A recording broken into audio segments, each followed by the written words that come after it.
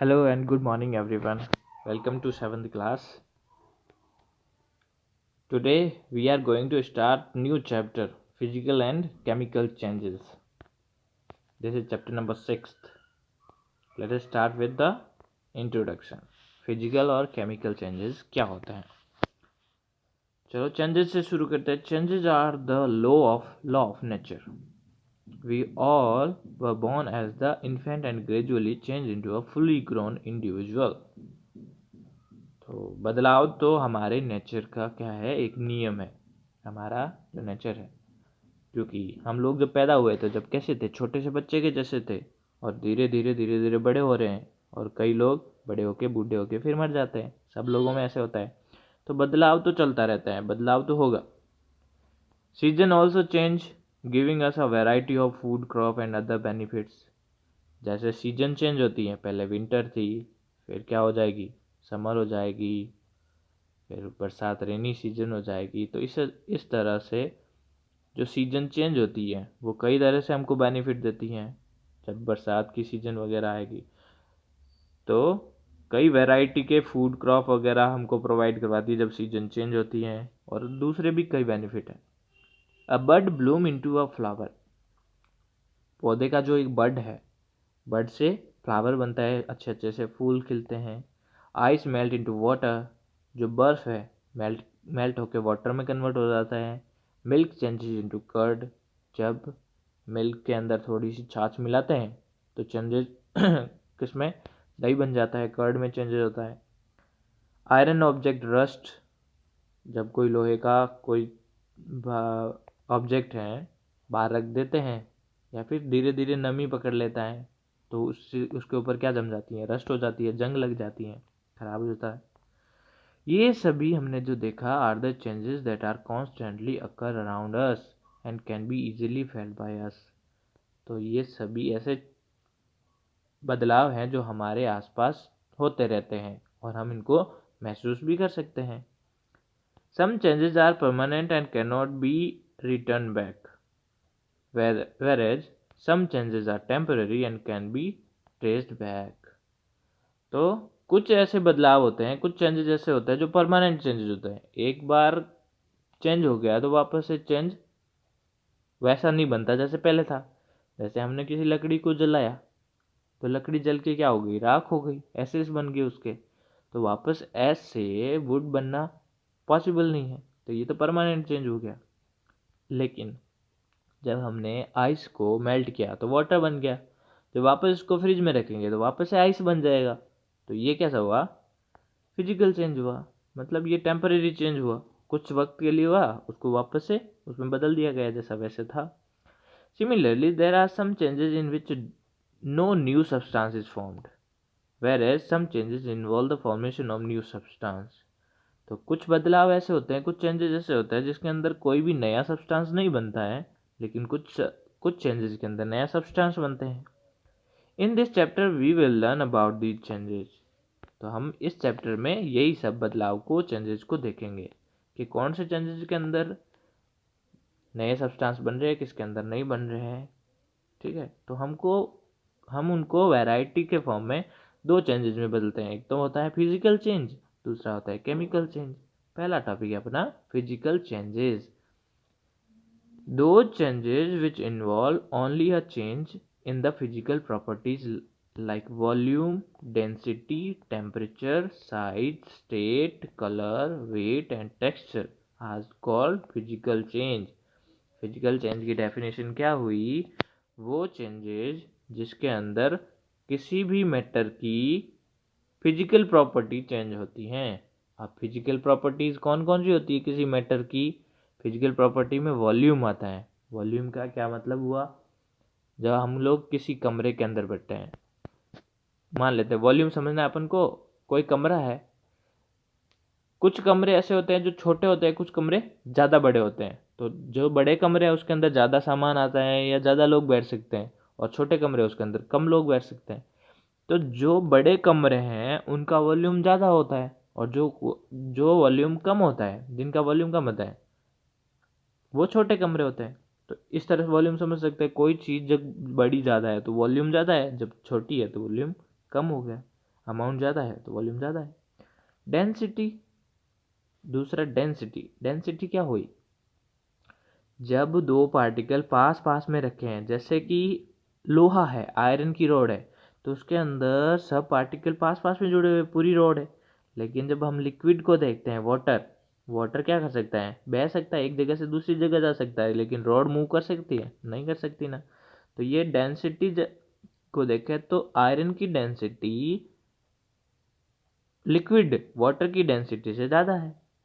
Temperature सब समझते हैं, जब कभी हीट देते हैं टेम्परेचर बढ़ता है, जब हीट को कम कर देते हैं तो टेम्परेचर कम होता है।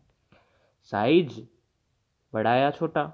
स्टेट, 3 स्टेट होती हैं, सॉलिड, लिक्विड और गैस। सॉलिड स्टेट जिसमें सभी पार्टिकल एक दूसरे के पास पास होते हैं, लिक्विड स्टेट जिसमें पार्टिकल थोड़े थोड़े दूर, और गैसेस स्टेट, गैस हमको दिखती नहीं है, वो उनके पार्टिकल बहुत दूर दूर होते हैं। और कलर भी फिजिकल प्रॉपर्टी है, कुछ काले काले होते हैं, कुछ पीले, कुछ नीले, जो भी अलग अलग कलर हैं। वेट, किसी को हम मेजर करते हैं, वेट को, मास उनका किलोग्राम या ग्राम के अंदर। और टेक्सचर, जब उनको टच करके देखते हैं तो या तो वो स्मूथ होते हैं कोई ऑब्जेक्ट, या फिर रफ होते हैं। तो ये सभी texture, weight, density, temperature, size, state, colour, volume, ये सभी होती है फिजिकल प्रॉपर्टी। और जब ये फिजिकल प्रॉपर्टी के अंदर चेंज आता है किसी भी मैटर के, तो उनको बोलते हैं physical changes. For example, if a piece of glass is broken into small pieces, it still remains glass, although the shape or size of the glass is changed. Hence it is a physical change. देखो, मान लेते हैं कोई कांच का glass था, ठीक है, जब वो टूट जाता है तो क्या होगा, टुकड़े हो गए ग्लास के, लेकिन टुकड़े होने के बावजूद वो जो मैटर था वो तो ग्लास ही है, वो तो चेंज नहीं हो गया। जैसे ग्लास का कुछ प्लास्टिक थोड़ी बन गया, वो तो ग्लास ही रहा।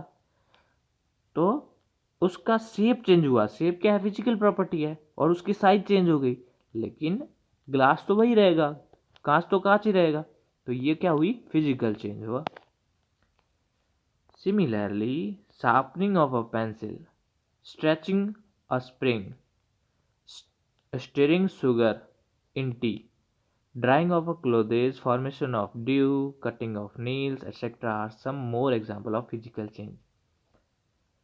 अगर हम पेंसिल को साफ कर रहे हैं शॉर्पनर की मदद से, जब पेंसिल साफ करते हैं तो वो भी फिजिकल चेंज है। जब रबर को दूर फैलाते हैं, रबर को पकड़ के फैलाया, जो रबर बैंड वगैरह है उसको स्ट्रेच करते हैं, फिर छोड़ देते हैं, ये भी फिजिकल चेंज है। स्टिरिंग शुगर, किसी, जैसे चाय के अंदर हमने शुगर मिलाई और उसको थोड़ा हिलाते हैं, तो ये भी क्या है, फिजिकल चेंज है, उसके अंदर घुल जाएगी। ड्राइंग ऑफ क्लोथेस, कपड़े सूखते हैं, ये भी फिजिकल चेंज है। फॉर्मेशन ऑफ ड्यू का फॉर्मेशन, जब बुदबुदे बनते हैं कहीं किसी के अंदर, तो वो भी क्या है, फिजिकल चेंज है। कटिंग ऑफ नेल्स, जो हम नाखून काटते हैं, वो भी फिजिकल चेंज है। ये सभी फिजिकल चेंजेस के एग्जाम्पल है। याद रखना कुछ, the changes of state of matter occur during freezing.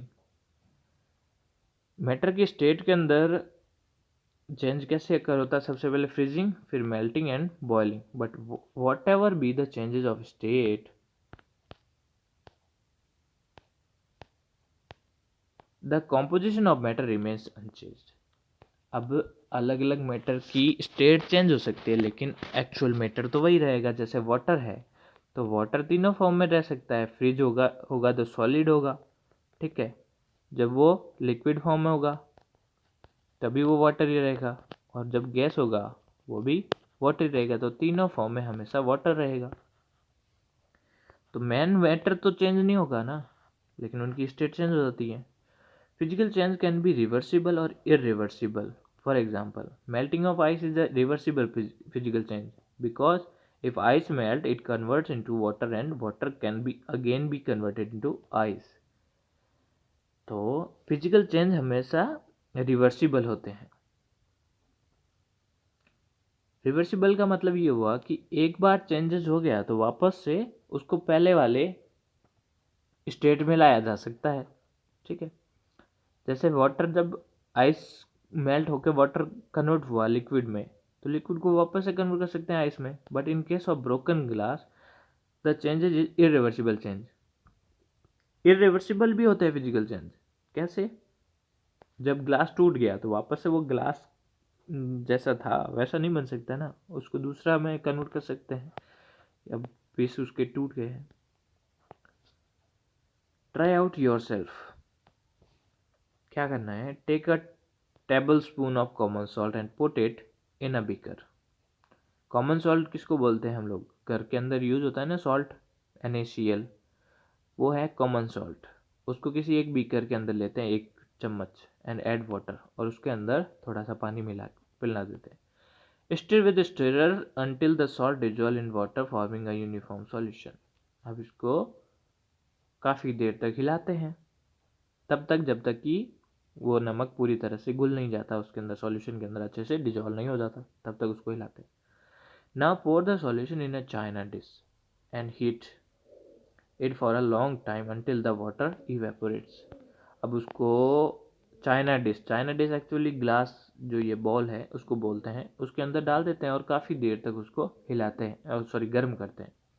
You find that the salt is left behind in the china dish, hence it is conducted that dissolved salt in water is reversible physical change. तो हम इससे क्या समझ सकते हैं कि जब गर्म करते हैं तो वाटर जो हमने इसके अंदर डाला था सॉल्ट के अंदर, जिसके अंदर सॉल्ट को डिजोल्व किया, धीरे धीरे करके वाटर इवेपोरेट होके गर्म होने की वजह से बाहर चला जाएगा और इसके अंदर सिर्फ नमक बचेगा, सॉल्ट बचेगा। तो इसका मतलब जो डिजोल्विंग ऑफ सॉल्ट है वो भी क्या है? फिजिकल चेंज है। और कैसा फिजिकल चेंज है? रिवर्सिबल है। इसकी कैरेक्टरिस्टिक को कल पढ़ेंगे। Thank you all.